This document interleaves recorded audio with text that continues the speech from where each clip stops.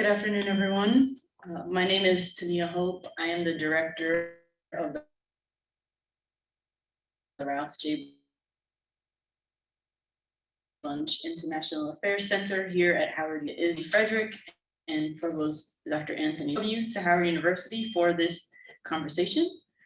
I wish you great success and productive exchange as you engage in this conversation. So thank you very much. Enjoy.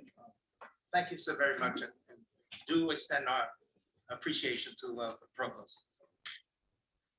Well, at this point, we have two virtual presenters from UN headquarters in New York. And if Ambassador, Her Excellency Ambassador Fatima Mohammed, the permanent representative of the African Union to the UN, if she could graciously provide us with some opening remarks, it would be very much appreciated at this time.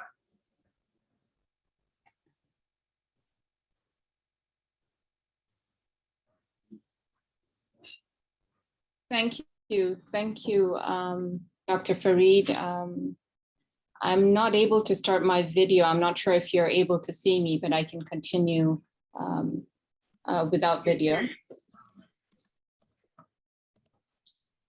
Okay, so let me start. Excellencies, distinguished participants, ladies and gentlemen. It is truly a great honor for me to join you today, and I would like to thank the organizers for their kind invitation to deliver welcome remarks. For us at the African Union, this is particularly important as the African diaspora is considered the sixth region of Africa.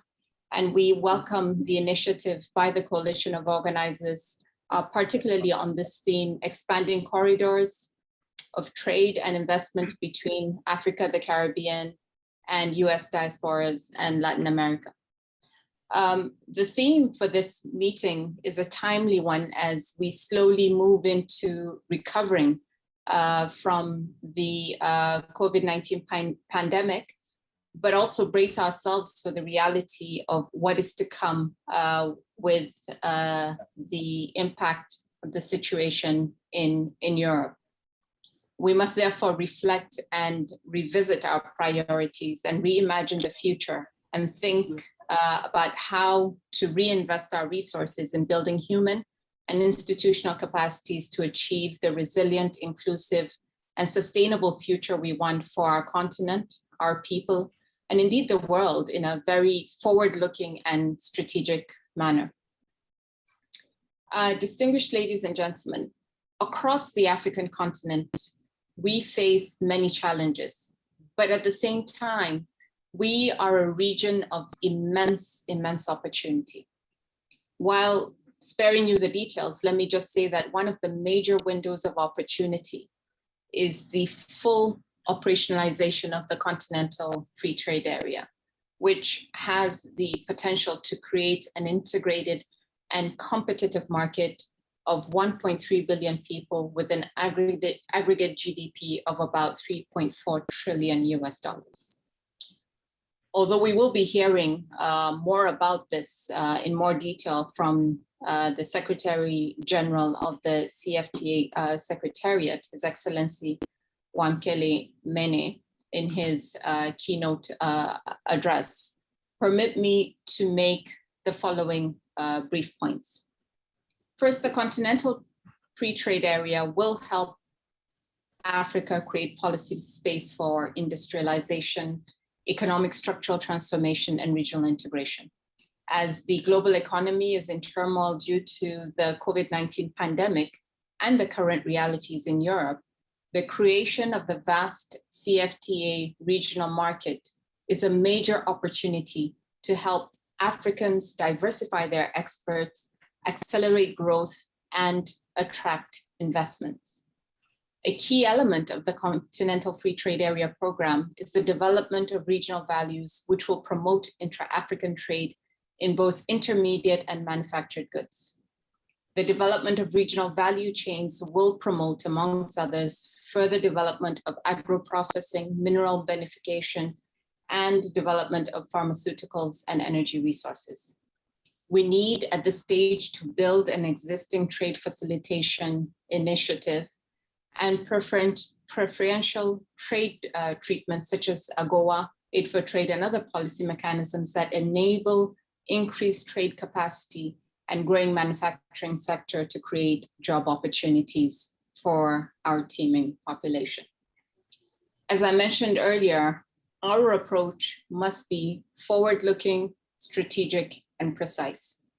This means future investments must be aimed at areas with high impact outcomes such as healthcare, education, infrastructure and technology, and women and youth empowerment. And permit me to very briefly elaborate on these points because this is important. First, on healthcare. Financing and resourcing our healthcare systems must address and curb the impact of the COVID-19 pandemic by providing adequate vaccines in the immediate. But also, we must take the opportunity that this brings to develop and transform and modernize our healthcare system so that we can respond to the needs of our teeming population. On infrastructure and technology, resilient and inclusive development hinges on the state-of-the-art architecture and the opportunity that technology provides. We need to continue to leverage our existing networks and strengthen collaboration between Africa and the diaspora to identify the infrastructure needs of our people and formulate innovative forms of partnerships to bridge the gaps, including the digital divide. Infrastructure is also fundamental for moving towards renewable energy and addressing the challenges of climate change. On education, investments are crucial, if not critical. It requires collective effort and commitment to transform our educational systems to inclusive, equitable, and quality education, not only on the continent, but also for all, particularly people of color who continue to be marginalized across the board. And on this, I must particularly highlight the need to pay particular attention to girls' education, as well as for those in rural communities. Access should not be politicized. This is a basic human right. And on women and youth empowerment, women, even though often sidelined, are more active as economic agents in Africa than anywhere else in the world. Over and above their income earning activities, they are central to the household economy and the welfare of their families. And they play a vital leadership role in their communities and their nations. And with the enormous population, the enormous youth population that we have, we must also recognize that they are an asset that needs to be harnessed. And lastly, we cannot have this conversation without highlighting the issue of the bigotry surrounding discrimination and racism faced by people of African descent all over the world. It is increasingly recognized that the marginalization of individuals and groups, especially culturally, racially, or religiously, and their exclusion from growth and human development creates social and economic challenges to overall economic growth and development opportunities, and thereby reducing prospects for sustained economic growth. This also has social and political consequences, including posing challenges to national and global stability. We must therefore collectively fight against this scourge and look towards creating an environment where all people are respected, empowered, and supported with equity, access to resources, and opportunities to contribute to socioeconomic growth, regardless of where they come from. Finally, and to conclude, I would like to recognize the significant impact that diaspora communities have made and continue to make on African economies through partnerships, remittances, and also investments. This partnership and constant engagement needs to be conscious, needs to be deliberate, needs to be formalized and strengthened. And constant engagement between the continent and African diasporas should be galvanized towards looking at some sort of consolidated purpose for the betterment of our people. On this note, I'd like to welcome you all, and I look forward to a very successful event. I thank you for your attention. Thank you, Madam Ambassador. Your support is always very much appreciated. At this point, we would like to invite Dr. Raymond Gilpin, the Chief Economist and Head of Strategy Analysis and Research at the UNDP Development Program for the Regional Bureau for Africa, for his kind remarks and contributions. Thank you. Thank you very much, Mr. Chair. Your Excellency, I'm Kele Mene, Secretary General of the Africa Continental Free Trade Area Secretariat. Your Excellency Fatima Kiari Mohammed, Permanent Representative of the African Union to the United Nations. Distinguished ambassadors here present, esteemed heads of historically Black colleges and universities, my dear friend, Dr. Farid Mohammed, Chair of the Office for the Coordination of HBCUs, ladies and gentlemen. It gives me great pleasure to join this timely event on expanding corridors of trade and investment between Africa, the Caribbean and the North African diasporas, and Latin America. UNDP is honored to be a valued partner with the Africa Continental Free Trade Area Secretariat and the Office for the Coordination of HBCUs in conceptualizing and curating cutting-edge thought leadership that is focused on meaningful trade and regional integration across Africa. We firmly believe that this is the only way African countries will be able to emerge stronger after the ongoing COVID pandemic and effectively mitigate the far-reaching adverse impacts of the Russia-Ukraine conflict. The Renaissance sculptor Michelangelo is reputed to have compared sculpting to freeing art from the marble in which it is hidden. Africa's promise is similar. The African continent already has the requisite resource endowment and transformative development thinking that it needs. As development partners, it is our job to help African countries bring this to the surface. And tertiary educational institutions catering to the African diaspora have a unique role to play in making this happen. Focused educational and research initiatives will help accelerate the attainment of the SDGs in an effective, equitable, and sustainable manner. This belief is cornerstone to UNDP's strategic partnerships with the HBCUs. Since 2018, UNDP has co-hosted high-profile events on the margins of the annual meetings of the United Nations General Assembly in New York. These events have called attention to the urgent need to engage HBCUs in the design and implementation of transformative development programming in Africa. The event also highlights the importance of the African diaspora, and which is the African Union's 6th region, in shaping Africa's development trajectory for years to come. In addition, last year, UNDP and the Office for the Coordination of HBCUs launched what we called the International Distance Learning Initiative. This program provided a suite of virtual courses on economic transformation in Africa, and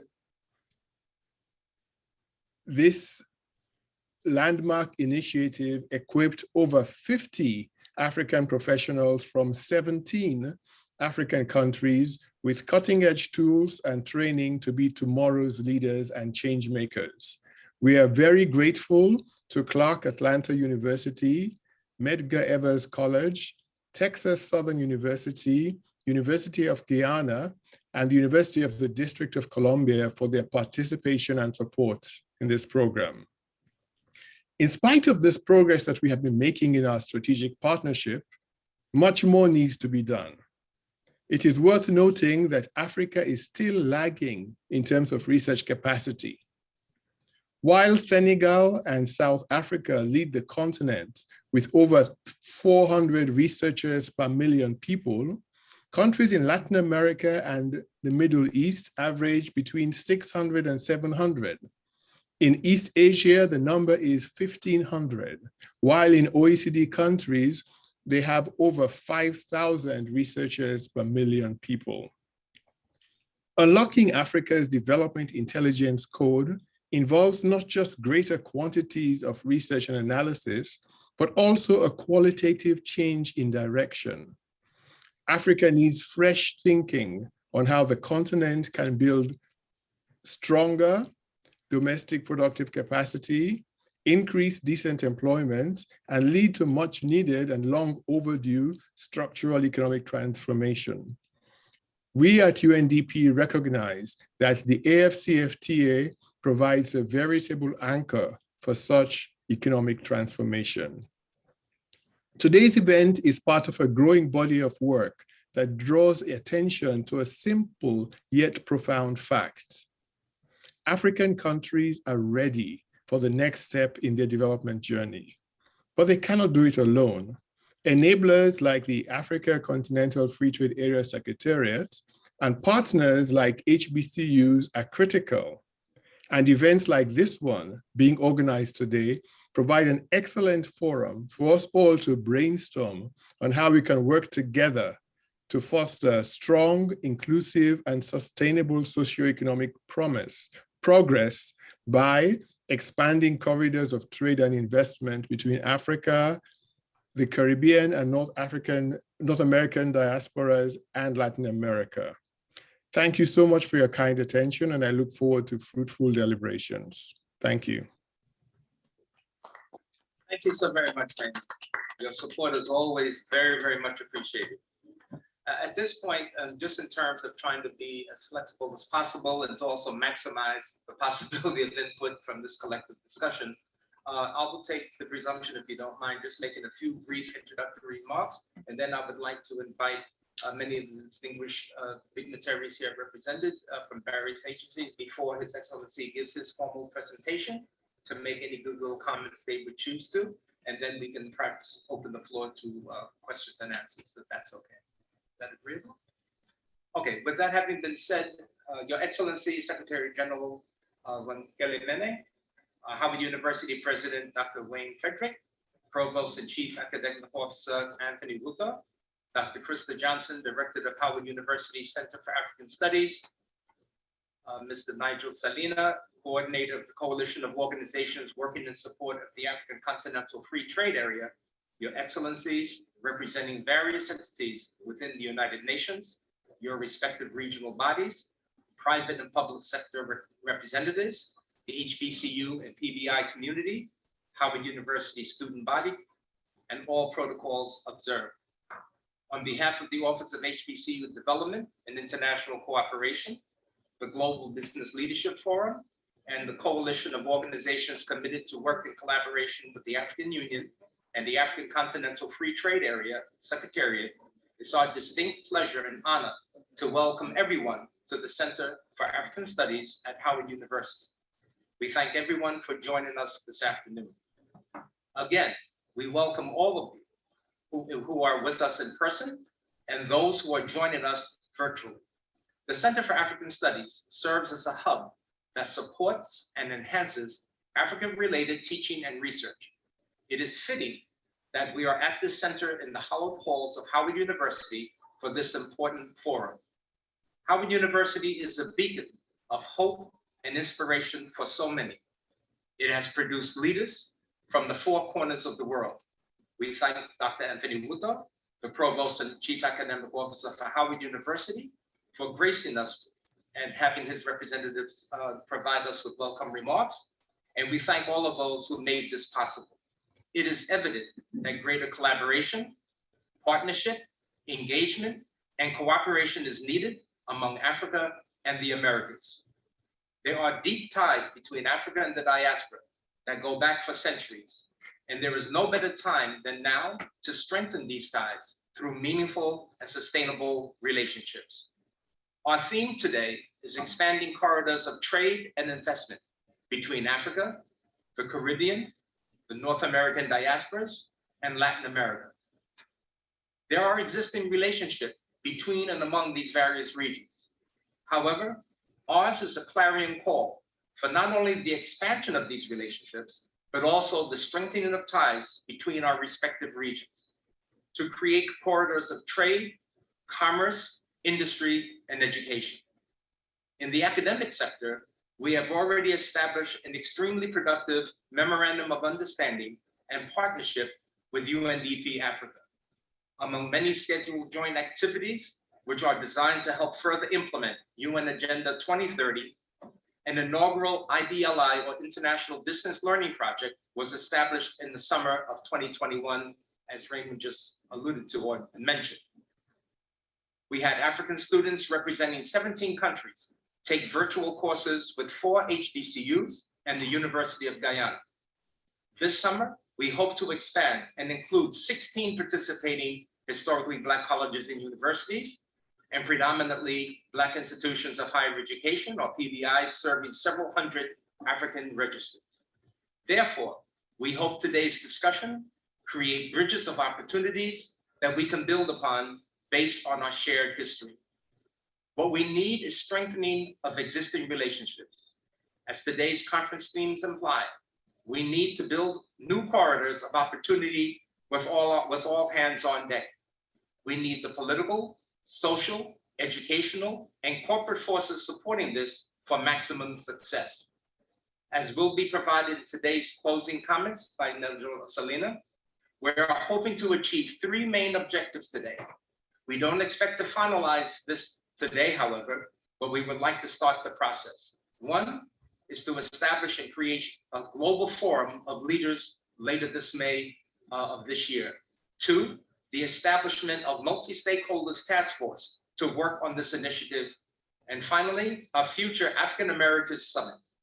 The coalition of organizations committed to work with the African Continental Free Trade Area Secretariat looks forward to an exciting and future-packed event which links Africa, the Caribbean, North American diasporas, and Latin America, and we thank you for your attendance and participation. With that, is His Excellency Luis Almagro, the Secretary General of the Organization of American States, if he would be so kind as to share any good remarks as he so chooses.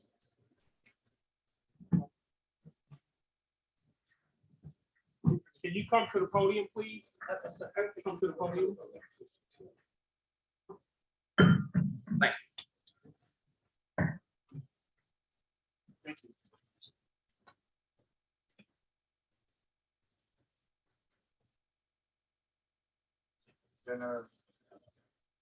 Dear friends, ambassador colleagues, I'm pleased to be able to join you today for this meeting on expanding the corridors of trade and investment between our regions. Our regions share deep political, historical, and cultural ties. Today, Afro-descendant populations make up more than 200 million people in the Americas. This week, the OES is celebrating the 5th annual Inter-American Week for people of African descent in the Americas as an opportunity for OES member states to reflect on issues affecting persons of African descent and commemorate their significant contributions to the development of societies in the Americas. While the economic and trade relationships between our regions are still developing, those close people-to-people ties lay out a clear opportunity to work in partnership for the greater health and prosperity for our citizens and our societies. A core belief for the OES is that the consolidation of democracy and economic prosperity go hand in hand. Cooperation in our hemisphere is grounded in this premise as we recognize that success and achievement in our country, in one country, benefit us all. In the same way, the opposite is true. When our neighbors struggle in the face of the growing threat of corruption, authoritarianism, or poverty, is a challenge for us all. The African Union and the OES share common goals of strengthening democracy, the promotion of human rights, and equitable pursuit of sustainable development. We are joined in our recognition of the relationship between economic and social development. Progress is not progress if we are leaving people behind. It is in the furtherance of these common goals that we established a common framework for cooperation between our 2 organizations in 2009. Today's discussion of the opportunities presented by expanding the corridors of trade and investment between our regions present another area to further strengthen our ties for the shared benefit of the people. As we begin to emerge from the global pandemic that has transformed the world around us these past 2 years, we must be willing to learn the lessons that have been presented clearly to us. This crisis has brought many of our vulnerabilities to the surface, and despite the promise of our region's vast commodities and agricultural resources, the crisis that hit the global economy has rolled back much of the hard-earned economic and social progress we have made. Our regions face many similar changes and recovering from the global pandemic. The uneven way in which the world has experienced and now is emerging from this crisis is a reminder of the need for global solutions to global problems. We must strengthen our economic and political ties to better work together towards equitable access to the tools for recovery that not only include materials such as PPE and vaccines, but also the financial investments needed to reignite our economies. In your inaugural address, Secretary General laid out some inspiring words that I would like to echo back to him and to all of you today. We should see this crisis as an opportunity. We have an opportunity to reconfigure our supply chains, reduce reliance on others, and to expedite the establishment of regional value chains. The mandate and focus of the African Continental Free Trade Area is a novel one. It is also an idea that reflects aspirations of many communities in Latin America and Caribbean. In identifying the shared markets that you remember represent, you are able to show the world the trade and investment opportunity that we can provide. This is a moment to seek to build a better and a stronger future where growth is inclusive. Economic recovery must be tangible in even our most marginalized communities. We must connect education to the economy, and we must build learning opportunities and skills in a labor force to operate in the digital economy and take advantage of transformative technologies. We will need to help transform our societies with a greater commitment to education, a more radically feminist approach so that we can ensure our countries have food security, access to healthcare and medicines, and full access to human rights. These efforts are not only an important catalyst for interregional cooperation and integration, but are also instrumental in sustaining inclusive development, stability, and peace. On behalf of the OAS, I welcome this dialogue that offers opportunities for greater South-South cooperation. These platforms create new opportunities to work together, share best practices, and knowledge through policy coordination and trade. Adopting an inclusive, interregional, multi-stakeholder approach will facilitate engagement between national and regional actors, along with the private sector, civil society, and academia, among others. An important example of this cooperation took place in January of this year when the American Institute for Cooperation and Agriculture, in cooperation with the Alliance for Green Revolution in Africa, convened the first high-level roundtable of Ministers of Agriculture of Africa and the Americas to develop a cooperation agenda related to the transformation of agri-food system in order to build a more sustainable and inclusive approach, as both our region are facing common hardships caused by the extreme weather events and climate change. The world economy is in time of transformation. We must rethink what the successful business of the future will look like, the nature of reliable supply chain, on the consequences of investment in industry or in particular countries. This is a moment of transformation in Latin America, the Caribbean, and Africa should take advantage of the significant opportunity to increase trade and development and investments, to fully realize the potential of South-South trade by increasing connectivity and information share. As an example of this, again, September 9, 2021, the heads of the state of CARICOM and Africa have committed to strengthen collaboration and unity to foster increased trade development and people-to-people relation between the two regions. The key areas that were identified, and we can work all of them. Thank you very much. Thank you so very much. Her Excellency Hilda Sukan Matufte, be so kind, permanent representative of the African Union to the United States.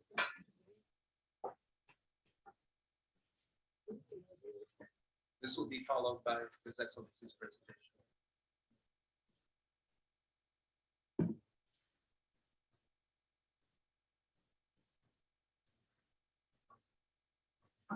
Thank you very much for this invitation. Our distinguished host, the Center for African Studies of Howard University, Your Excellency, Mr. Wamkele Mene, the first Secretary General of the African Continental Free Trade Area, Your Excellencies, ambassadors and heads of missions of international organizations, distinguished panelists and participants, wherever you are. I express my sincere gratitude to all the institutions who made this event possible and commend you for the choice of this important theme, expanding corridors of trade and investments between Africa, the Caribbean, and North America diaspora, and Latin America.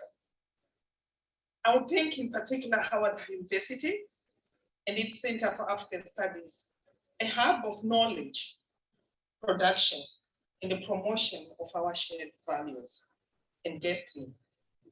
I seize this opportunity to underscore in particular the long-standing historic and cultural relations that bind our two continents, in fact, that unite Africa with the Americas.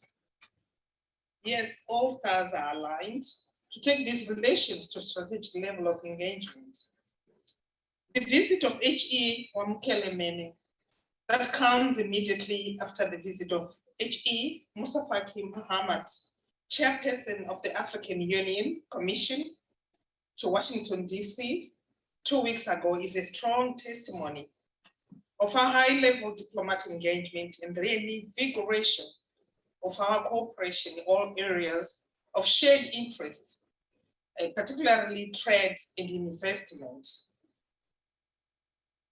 I also highlight the role that the African Union and the Organization of American States are playing in promoting peace, security, and strengthening the values of democracy in the respect for the rule of law, as well as social and economic development of our peoples.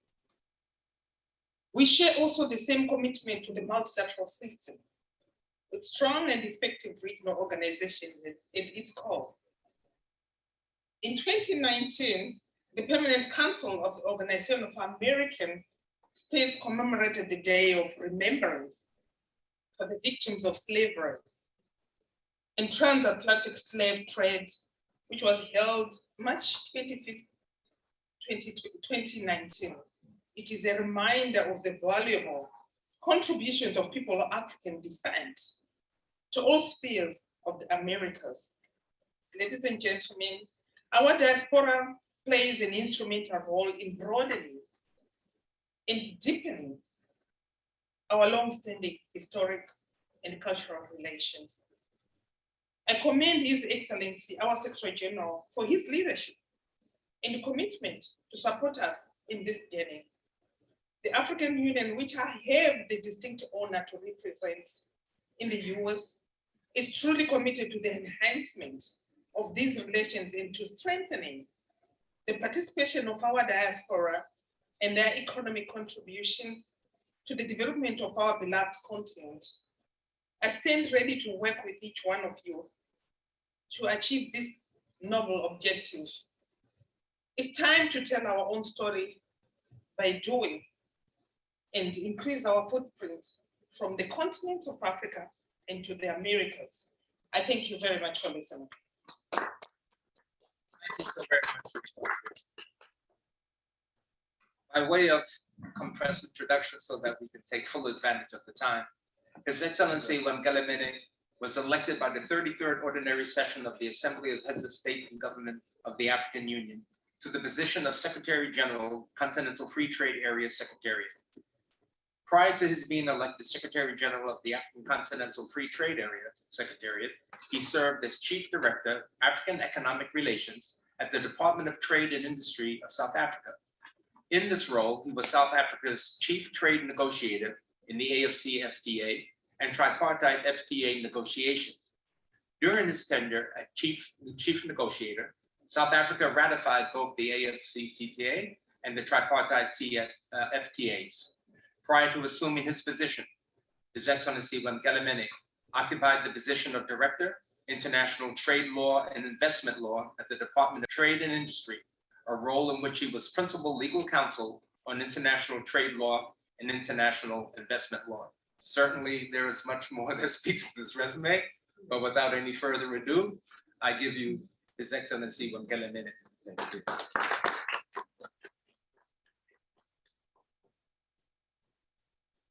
Thank you very much, Dr. Farid. I'm very happy to be here today. I want to join others in thanking the Center for African Studies for this event today and the other co-organizers. And I want to acknowledge our leadership here in the United States, Ambassador Suka Mafudze, who's representing the African Union to the United States, as well as Ambassador Fatima Mohammed, who's representing the African Union at the United Nations. I thank my colleague, His Excellency Ambassador Luis Almagro, the Secretary General of the Organization of American States, for his presence here today. And of course, our partnership with UNDP is as strong as ever, represented by Dr. Gilpin. I should say at the very beginning and make a disclaimer that one of the reasons why this topic appealed to me is because my wife, her parents were born in St. Lucia, and she was born in Brooklyn, New York. So I have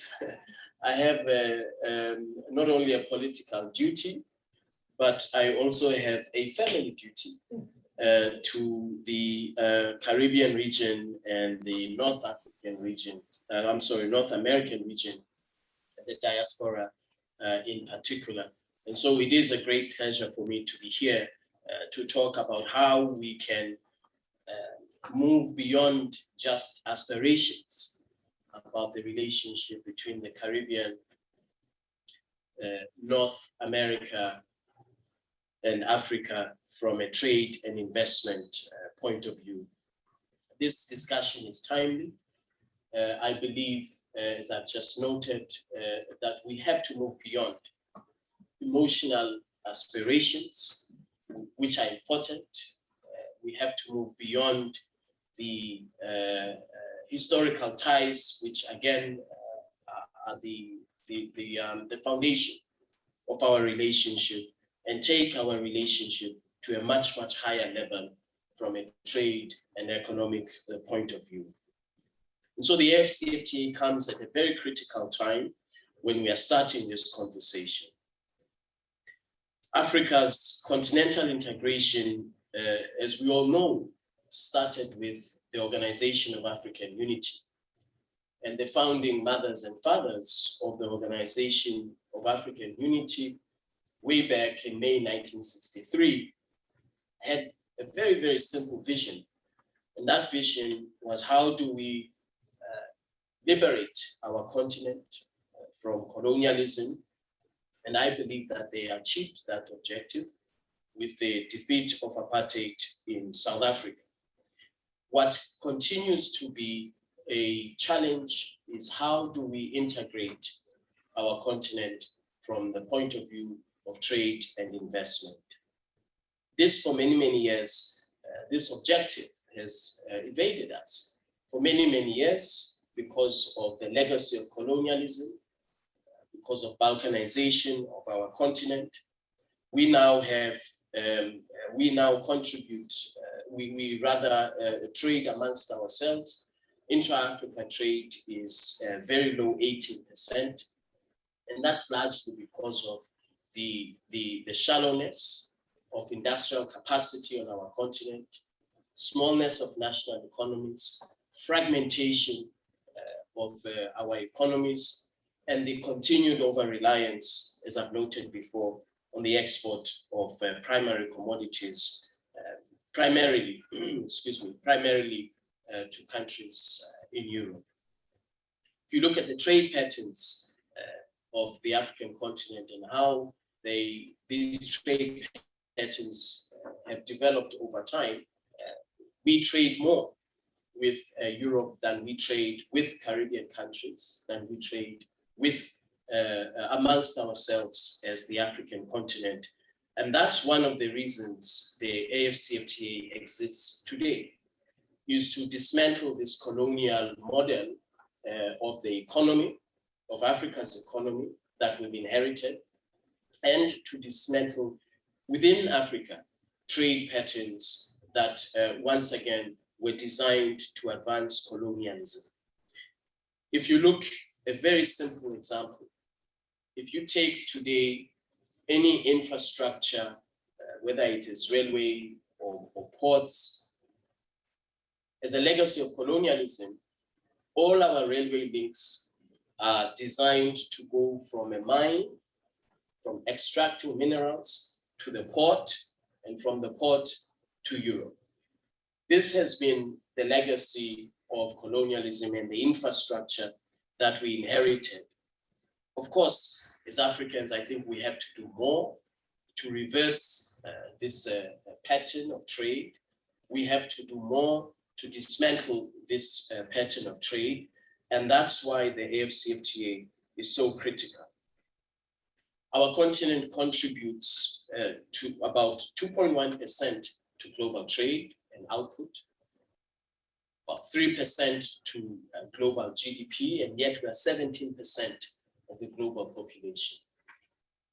And this is attributable, as I've just noted, it is attributable to the lack of industrial capacity in our continent. The AFCFTA, therefore, is an opportunity. It's an opportunity for us to consolidate this market of 1.3 billion people, which is projected by the year 2030 to be a combined GDP, consumer spending, and business spending of close to 7 trillion United States dollars. And so our continent is a formidable market. And as you know, in 2019, before COVID-19, of the 10 fastest growing economies in the world, 6 were in Africa. So the African continent, right up until the onset of COVID-19, was growing at about 3.4, 3.5% GDP at that time, which was above average at that time. But of course, with COVID-19, the continent entered for the first time in a generation, entered into a technical recession, which was caused by the pandemic. We now have 42 countries that have ratified the agreement establishing the AFCFTA. It is the fastest instrument to be ratified in the history of the African Union, and dare I say also in the history of the Organization of African Unity.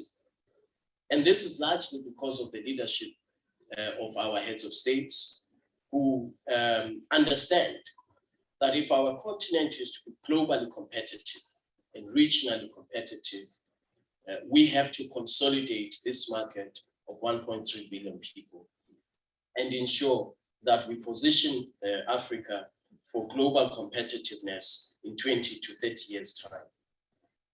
The AFCFTA provides a very unique opportunity for us as Africans to accelerate industrial development, to ensure that we overcome these challenges of smallness of national economies, fragmentation of our economies, and lack of industrial capacity.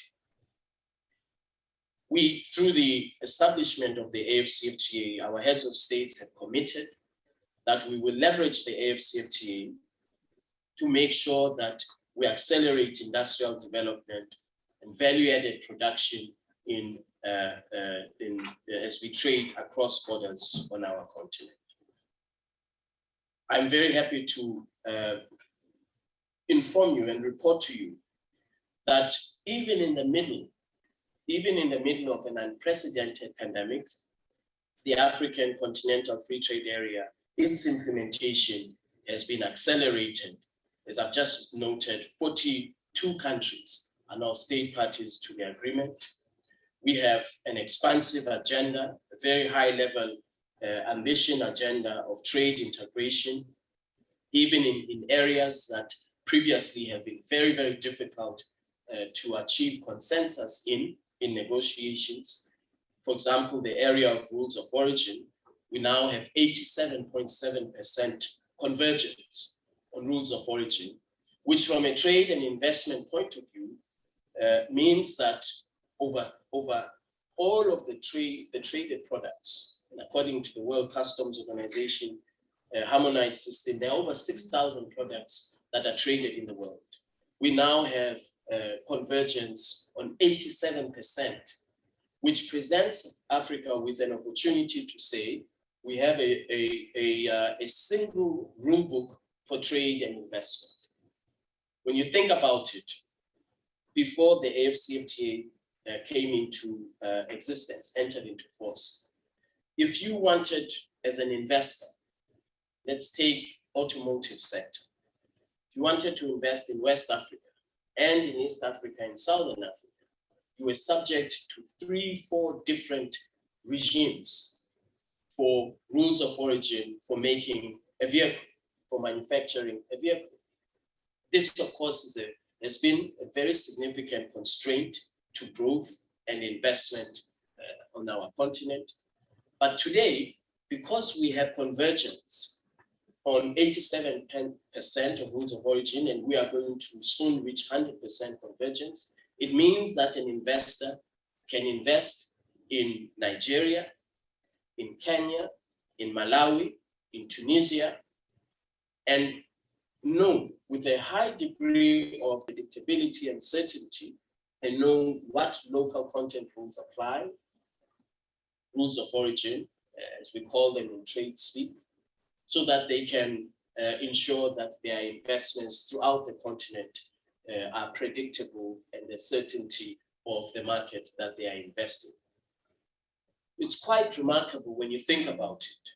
The fact that for over 60 years, if you were in different regions of our continent, you were subject to different local content rules, subject to different investment rules, subject to different trade rules. And that's why our continent, in part, of course, that is in part why our continent has not been able to leverage on this market of 1.3 billion people. And so our founding mothers and fathers had a vision that once we defeat colonialism, which we have, the next challenge, the next big challenge for our continent has to be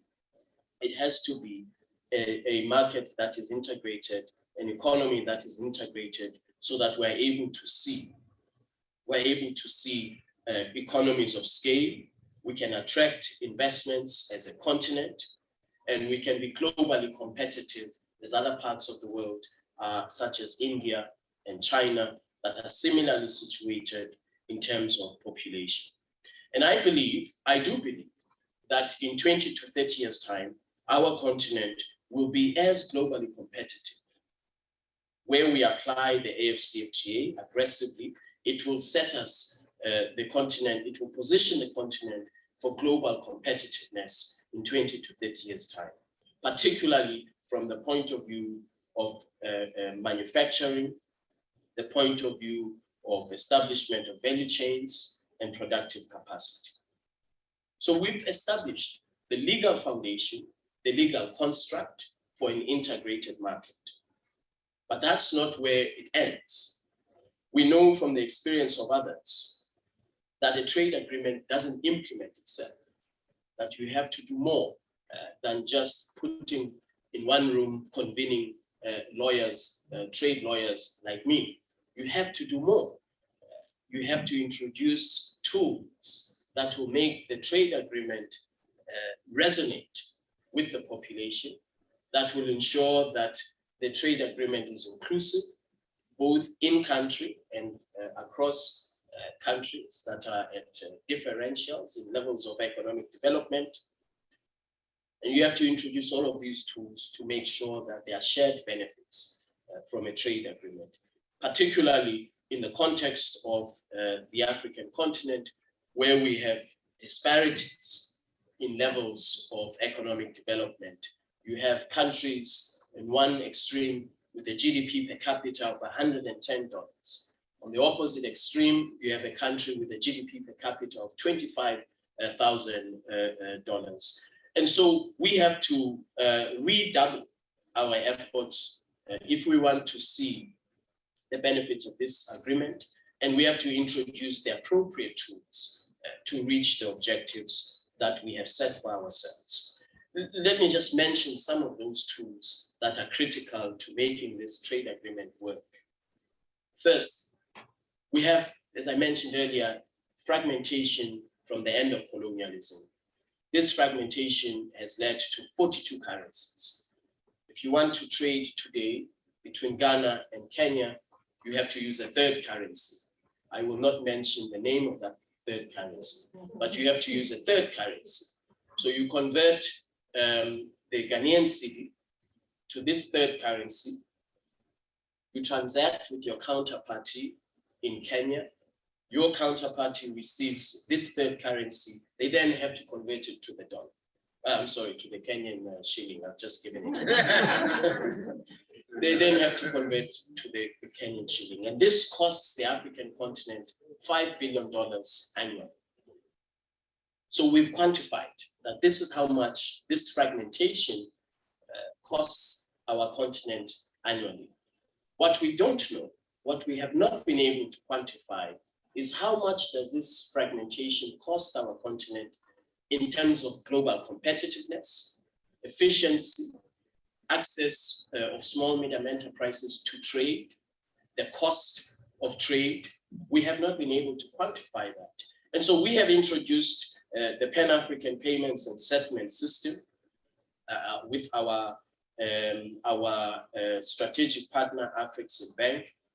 And it is a digital platform that will ease this burden and this cost of doing trade and business intra-Africa.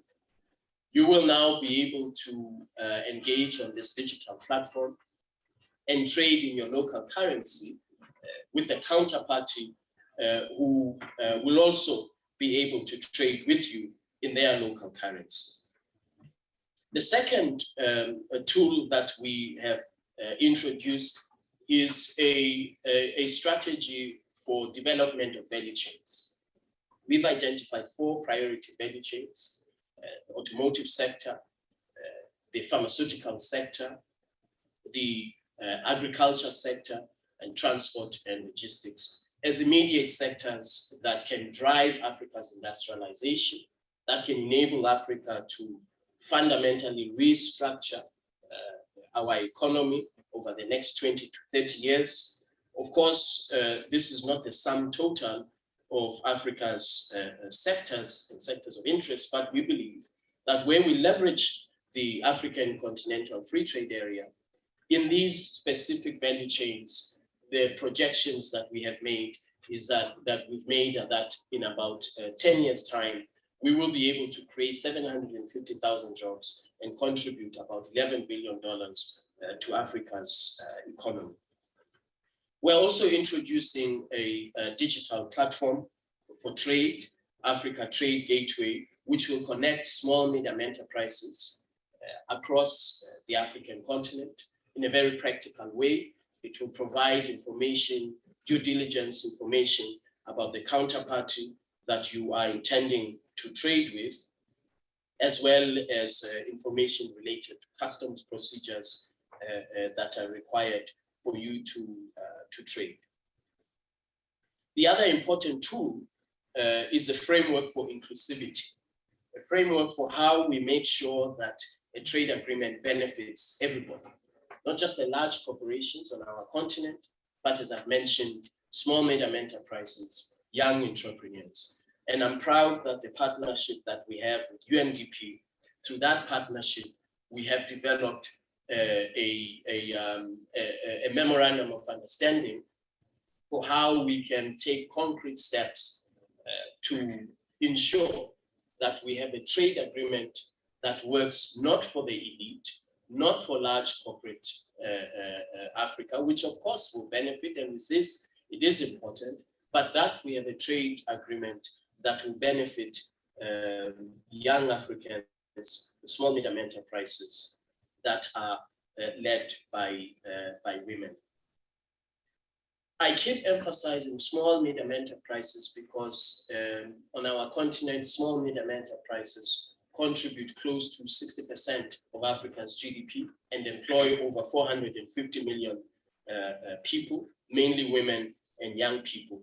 And so we cannot ignore the fact that small medium enterprises are a very, very important driver of Africa's trade, particularly in countries that in border communities where we see a higher degree of economic activity by small medium enterprises trading across borders. And so what I've described is both the legal foundation, the historical and political foundation for why the African continent it has now embarked since 2015 on this journey to integrate our market. So where does the diaspora fit in? As I said earlier, we have to move beyond the political, emotional, aspirational, and rhetorical commitment to one another. The diaspora in the Caribbean, North America, Latin America. The AFCFTA offers the opportunity for this collaboration to now be in concrete economic terms. Let me give you an example. We are establishing what we call the AFCFTA Adjustment Fund. And the AFCFTA Adjustment Fund is intended to assist those countries who, in the implementation of the AFCFTA, who may suffer short-term revenue losses. As they reduce their tariffs and eliminate their tariffs, they will experience revenue losses. Not everybody, but there are some countries who will experience these revenue losses. We have entered into an agreement with Afrexim Bank to ensure that we mobilize $10 billion over the next 5 to 6 years towards the AFCFTA Adjustment Fund. It will have three different pillars. There will be a credit pillar. There will be a pillar for governments, African governments to contribute. There will also be a pillar for international partners, international donors, development partners to make contributions. But where we will rely in concrete terms, where we will rely on this relationship in the diaspora is for your private equity firms, the pension funds, historically Black universities and colleges that have endowment funds, to invest in this AFCFTA Adjustment Fund. It is not intended for governments and ministers of finance to say, thank you very much, I need this for budget support. It will be intended for investment in productive sectors, particularly the sectors that I mentioned, the priority areas that I mentioned, the priority value chains that I mentioned earlier. Let's take the example of how you could contribute through the adjustment fund, how you could contribute to making this relationship an economic and commercially viable collaboration. In 2019, Africa imported $16 billion worth of pharmaceutical products. And yet, we know this, that many pharmaceutical products are agriculture-based. So how do we make sure that through the agricultural sector and value chains in the agriculture sector, that we encourage investment that will create opportunities? I was talking to the ambassador earlier, and I mentioned that when I was in Zimbabwe, the government of Zimbabwe has an export strategy for how to ensure that Zimbabwe is a leading exporter of oxygen. When I was across the border on the other side in Malawi, Malawi is rich in agriculture. Malawi is actively engaged in exploring how to ensure that their agriculture sector, that they position themselves on the pharmaceuticals value chain for value-added production and export of pharmaceutical products within the African continent. I mentioned also earlier the AFCFTA initiative with Afreximbank on the Pan-African Payments and Settlement Platform, which is an innovation that requires further investment. Afreximbank, our strategic partner, has already invested and committed over $1 billion to the Pan-African Payments and Settlement System. We are encouraging further and more investors to invest in the technology, to continue to enable the AFCFTA and the African continent to continue to be on the cutting edge of technological advancements for payments. Many, many years ago in Kenya, there was a wonderful innovation called M-Pesa, mobile banking technology designed on the African continent to achieve a number of objectives. Primary amongst those is financial inclusion. Financial inclusion in an economic and trade context directed at small medium enterprises that are led by women and young people to make sure that they have where they do not have access to formal banking facilities, that they can still contribute to mainstream economy through mobile enabled banking facilities. These are the concrete innovations and opportunities for investment that I foresee between our regions, the African continent, the Caribbean, and of course, North America. I mentioned earlier the challenge that COVID-19 presented to the continent, the fact that it pushed us back to a technical recession for the first time in 30 years. And it is only now that we are beginning to see countries in Africa coming out in a recovery mode, coming out of COVID-19. Of course, it is going to take time. The developed countries cumulatively have provided economic stimulus packages or economic recovery tools of cumulative close to $16 trillion. Close to $16 trillion since February 2020 has been provided to re-inject dynamism, economic growth in developed countries. I don't fault them for having the money. Of course not. You have to do what you have to do to ensure that your economy survives. Of course, as we all know, not many countries on the African continent have that monetary policy space, that fiscal policy space to provide such large economic recovery tools. And so we have to look at other ways. We have to look at how do we use trade, boosting intra-Africa trade as a tool for Africa's recovery. We have to look at how do we make sure that our small and medium enterprises continue to contribute to Africa's recovery. These are challenges that are post-COVID-19, which were never anticipated, but we now have to be innovative in how we find the challenges to make sure that our continent is just like other parts of the world on a path to recovery. His Excellency, the Secretary General, my colleague, mentioned what I said 2 years ago about COVID-19. And now, as an opportunity for the African continent, now we have been presented with another opportunity, which presents itself currently as a crisis. the geopolitical context that we are in. Countries like Egypt that import over 70% of the wheat supply from Ukraine and Russia are now experiencing, and many other countries, of course, on the African continent, are experiencing a very difficult challenge of access to wheat. Wheat is used as a very important dietary component across many countries in Africa.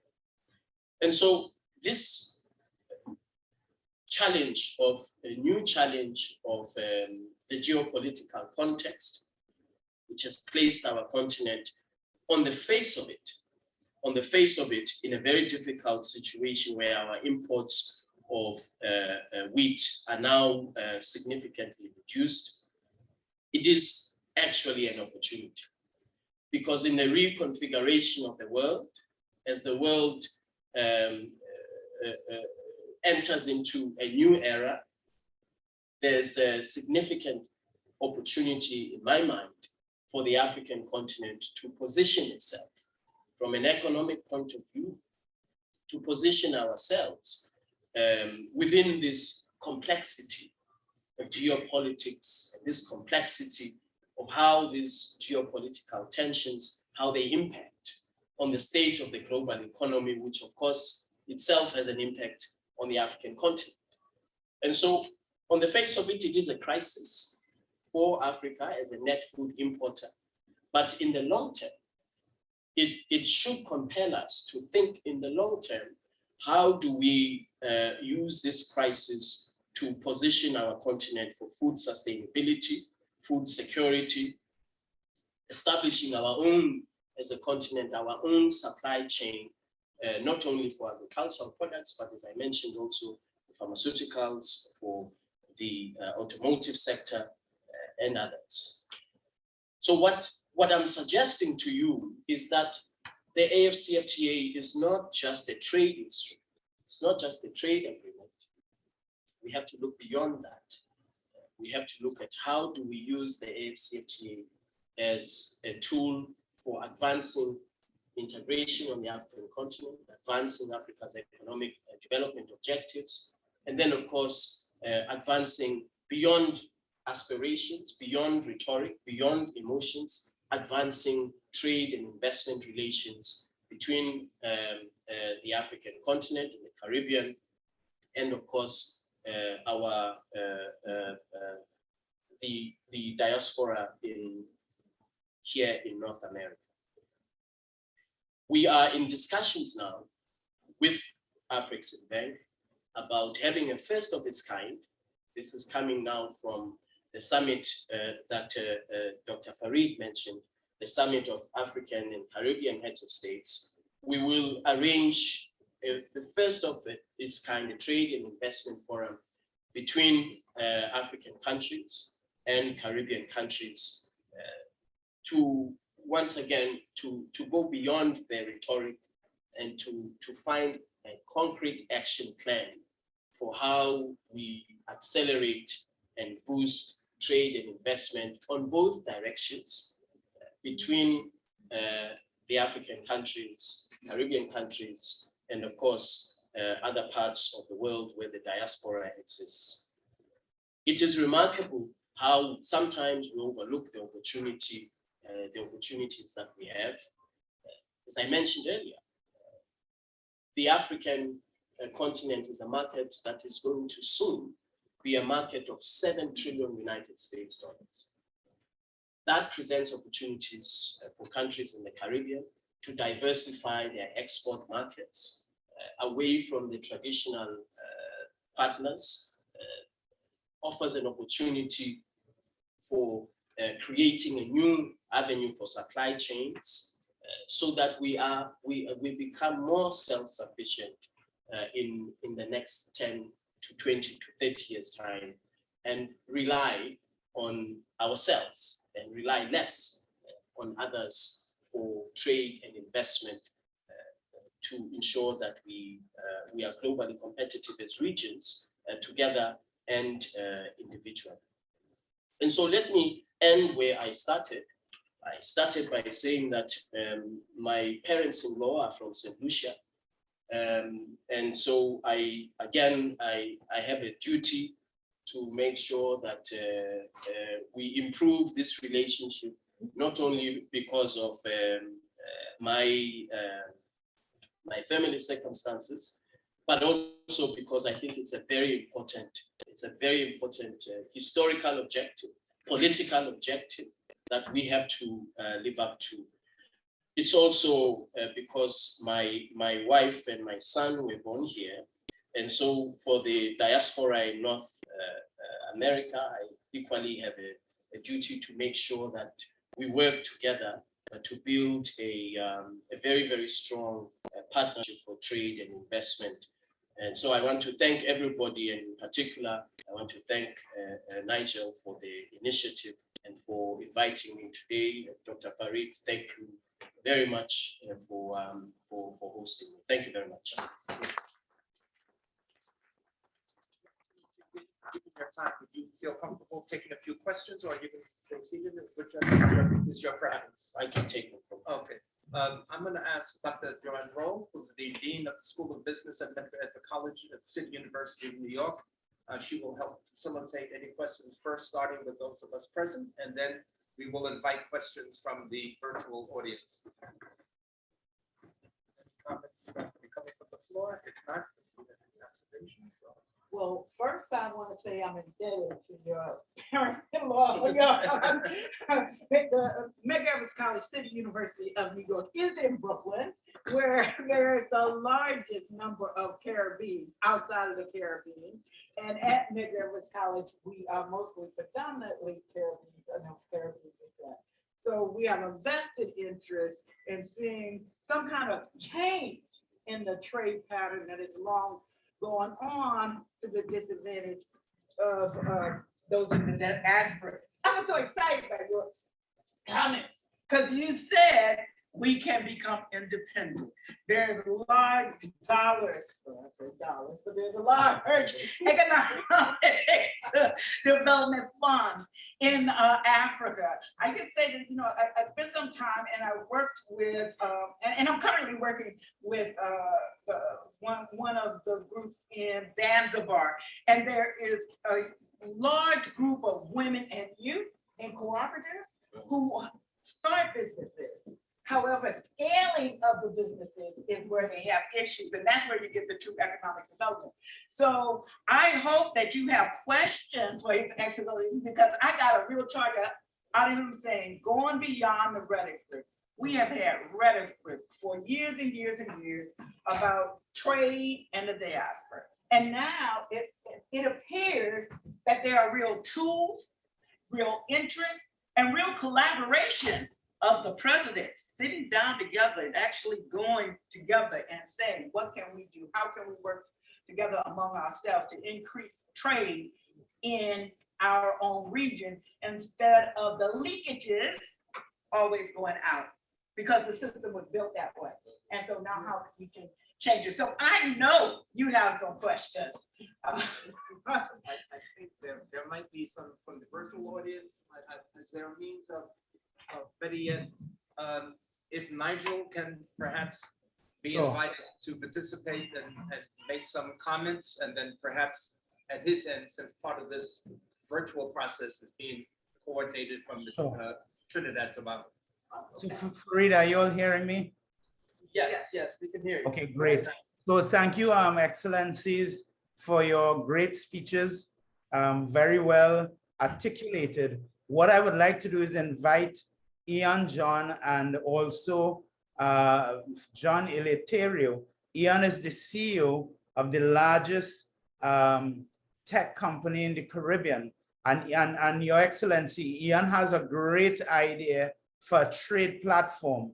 So I would like to invite Ian, and I'd also like to invite John after. John is the head of decarbonization for Goldman Sachs. As you know, Goldman Sachs is a $2.1 trillion entity, and he is in the principal infrastructure and finance department. So Ian, if you could come in here, we don't have much time, but I would like Ian to come in. I know he's all fired up, Your Excellency, after your brilliant speech. So Ian, you want to come in? Thanks, Nigel. Just confirm that you can hear me. Loud and clear. Very good, very good. So I just want to say good afternoon, distinguished hosts, distinguished dignitaries, distinguished ladies and gentlemen. Your Excellency, I was very, very excited to hear your discourse on where we are heading, and I want to say that we're heading in the right direction. And Nigel asked me to share, and I just want to give the perspective from where I sit, which is a very, very unique perspective, working with industry, digital, and working very, very closely with the top digital companies in the world for many, many years. You've said so many things that are so key, and I think we really need to accelerate it.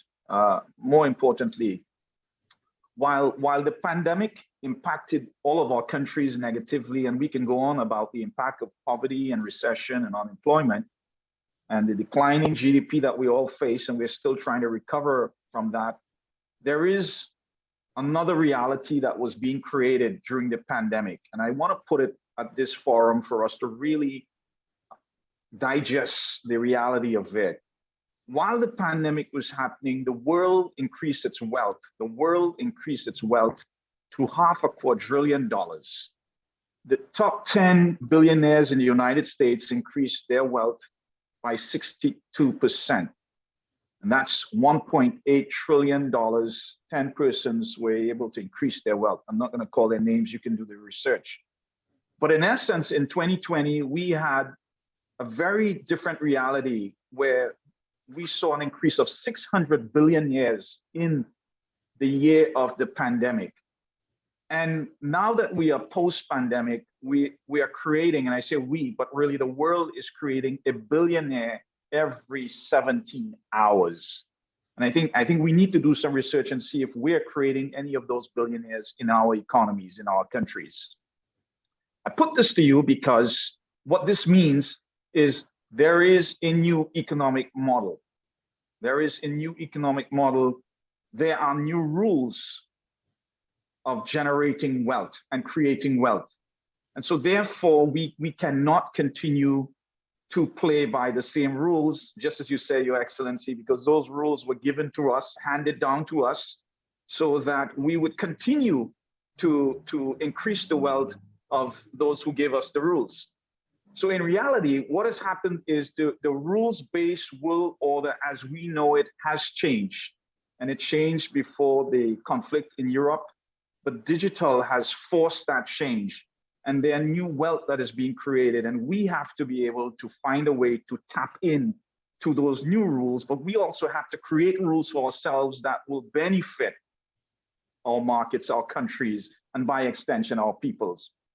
So one president said, it was JFK, his economist said of an economic stimulus that was put forward in the 60s, and he said, a rising tide lifts all boats.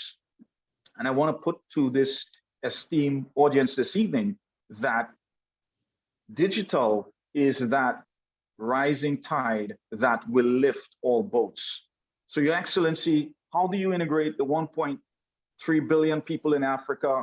How do you break down the silos of disparate regulatory trade laws and infrastructure that are being owned and managed by foreign entities?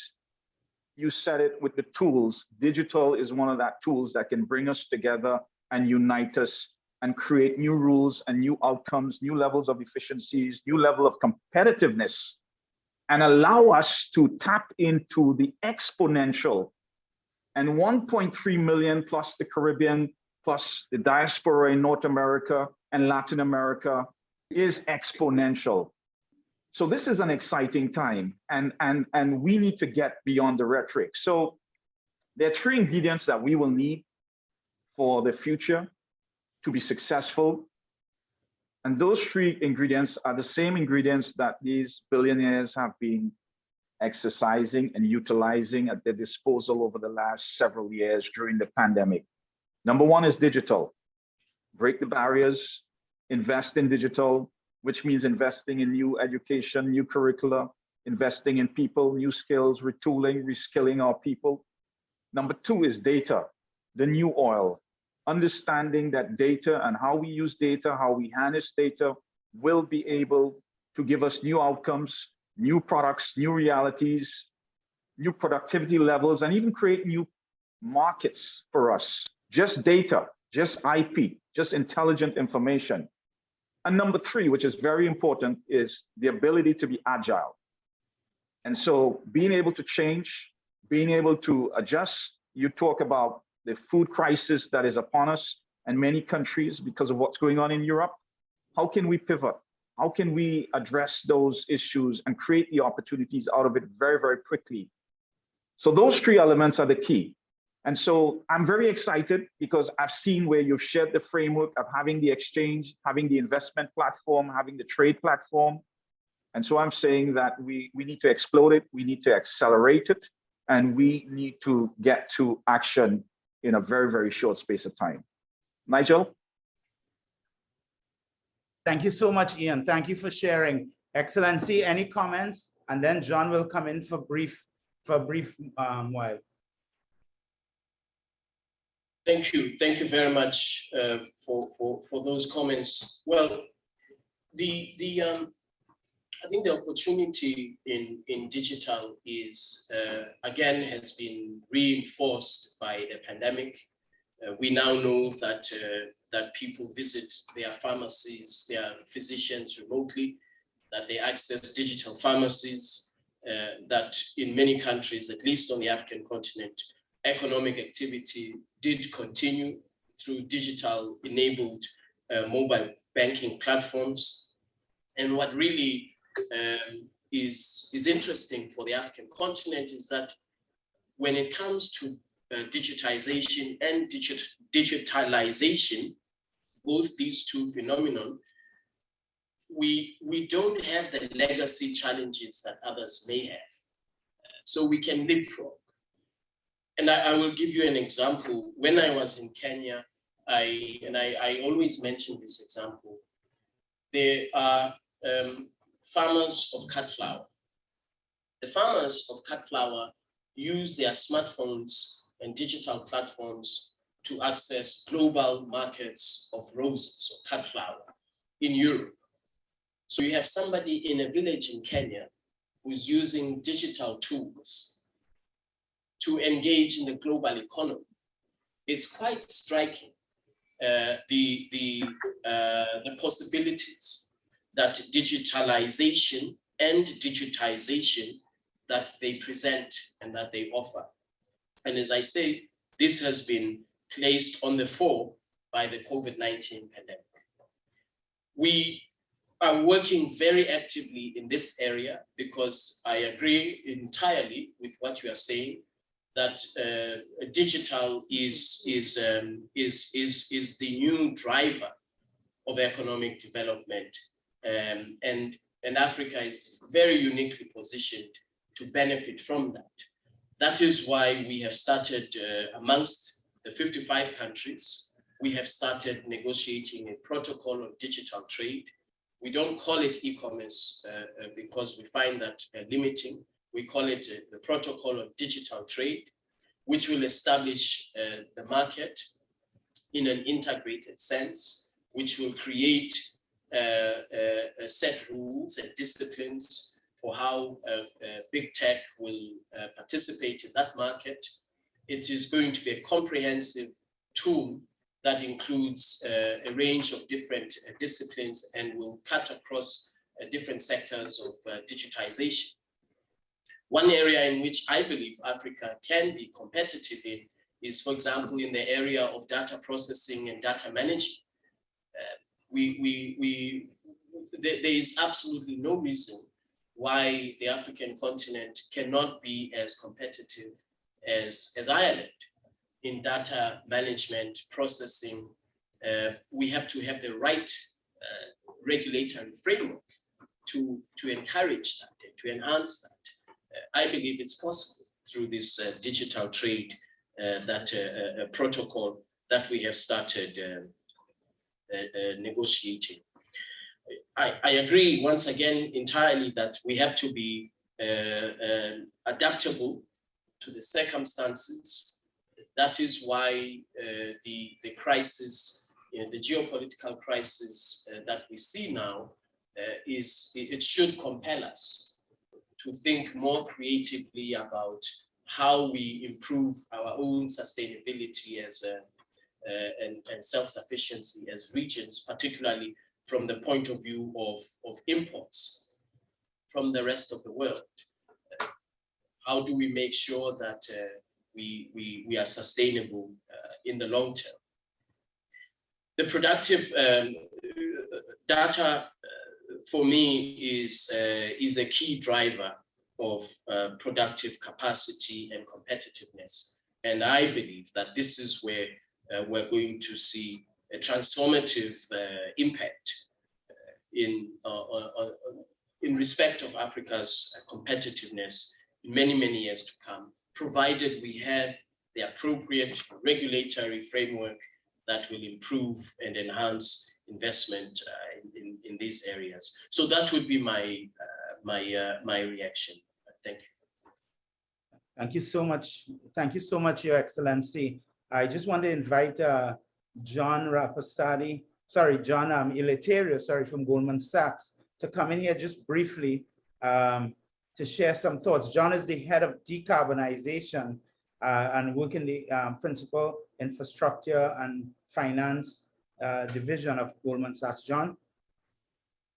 Thank you, Nigel. Just to check that everyone can hear me.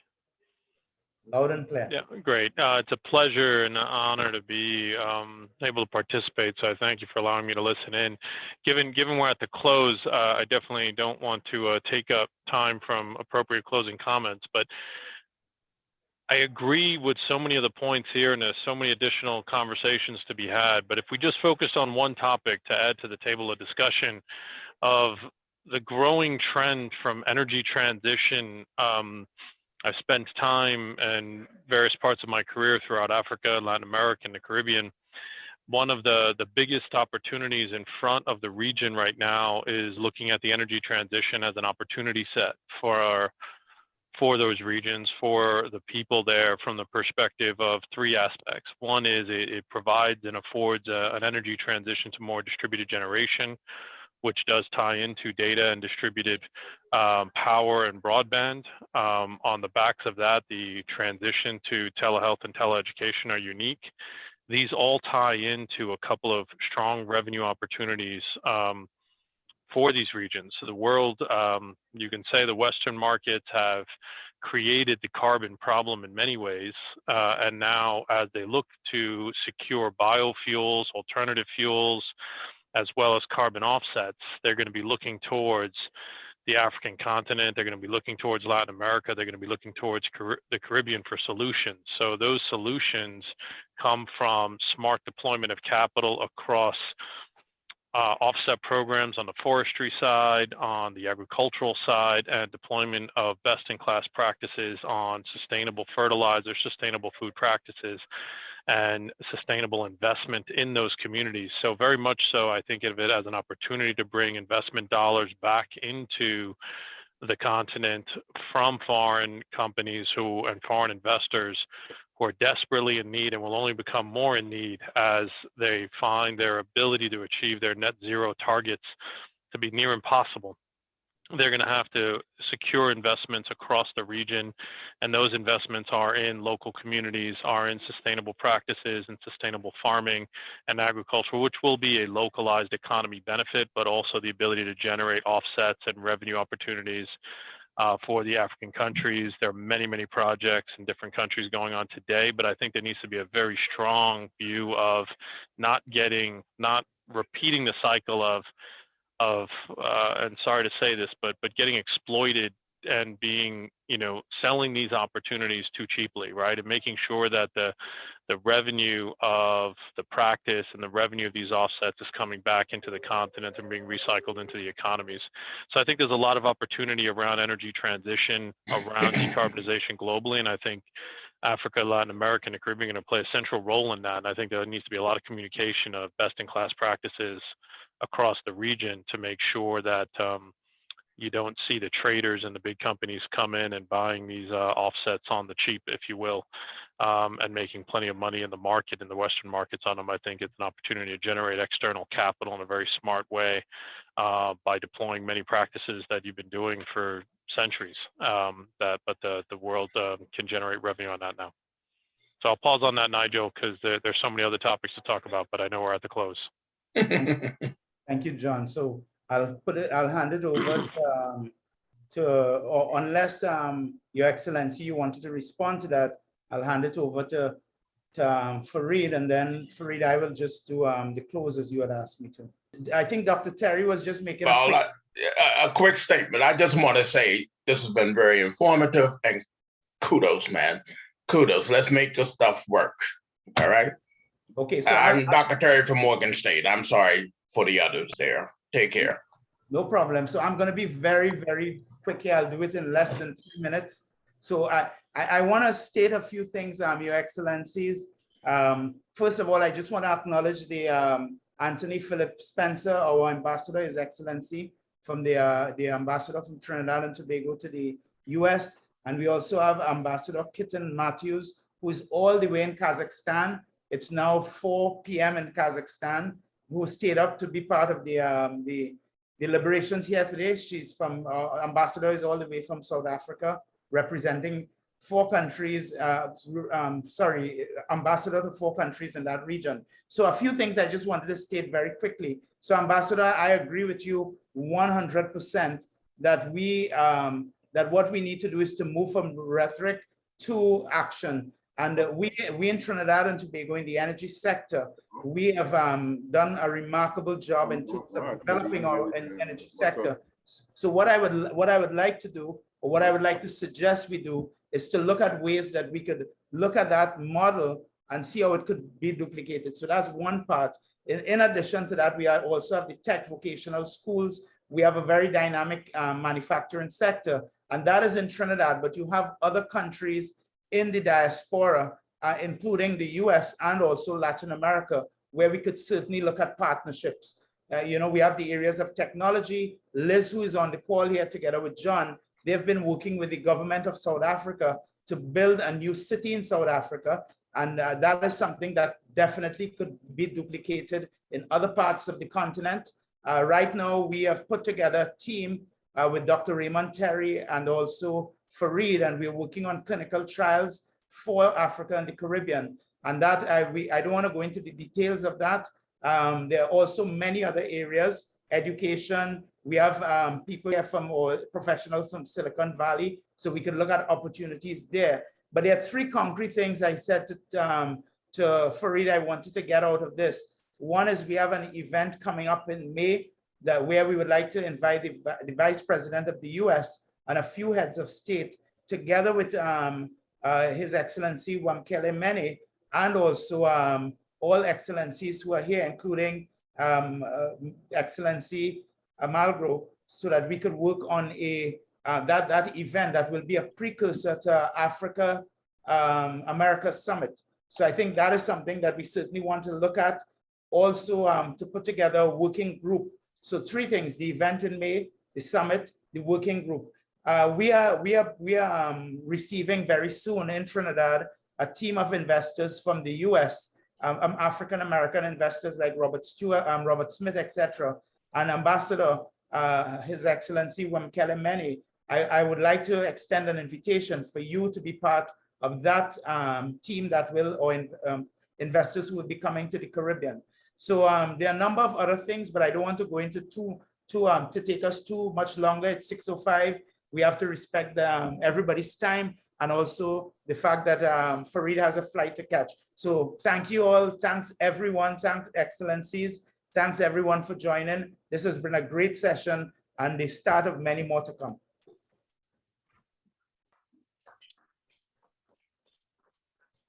There is still one question on the floor. Yeah, you need mic. Thank you.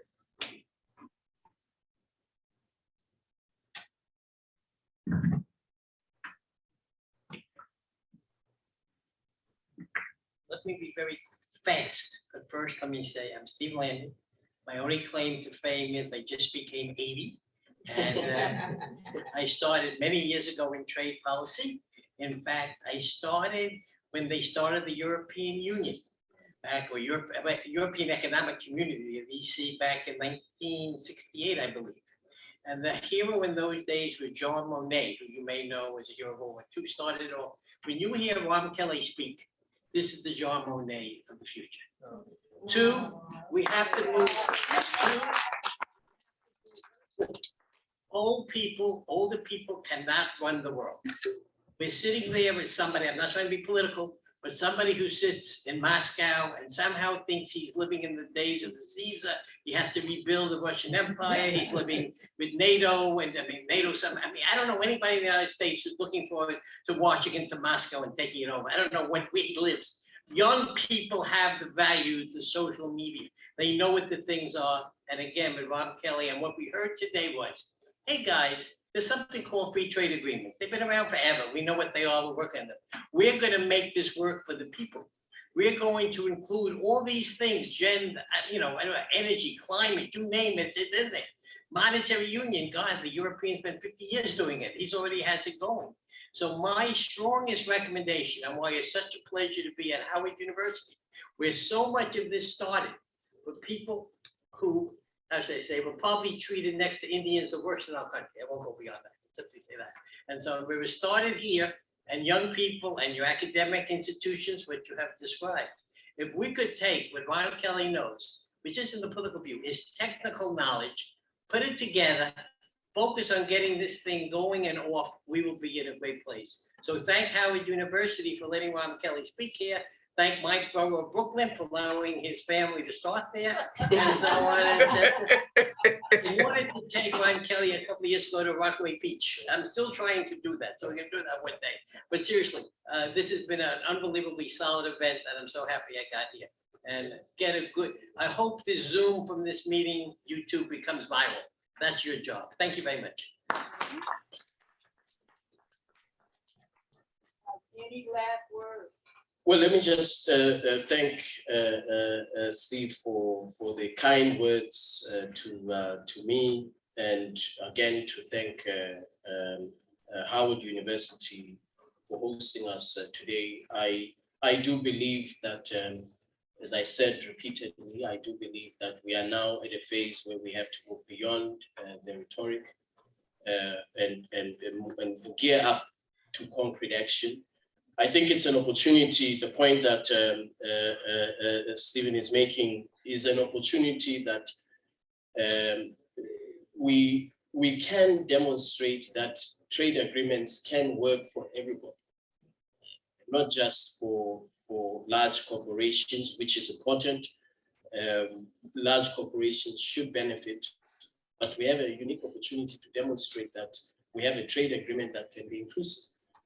The tool for development, and that's really I think it's critical that that we focus on that, and all of these areas that we mentioned, energy transition, digital tools. These are the areas that typically you would not see in a trade agreement or a discussion by trade negotiators, and so we have a very unique opportunity. And so I want to again thank you very much, Nigel, the co-convener of this event today. It has been a pleasure to